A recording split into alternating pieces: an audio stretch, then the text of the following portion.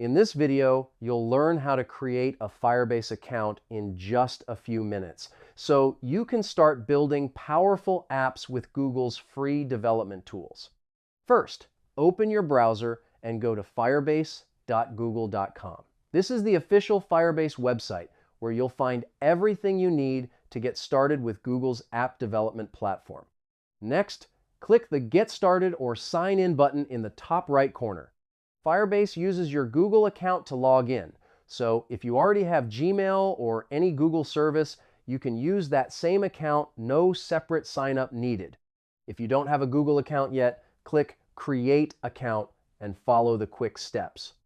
Enter your name, choose a username, set a secure password, and verify your email or phone number to finish the process. Once you're signed in, Firebase will take you straight to the console. From here, click Add Project to create your first Firebase project. Give it a name and follow the setup wizard to get everything ready. Finally, choose whether to enable Google Analytics for your project. It's optional, but recommended if you want to track performance and user behavior later on.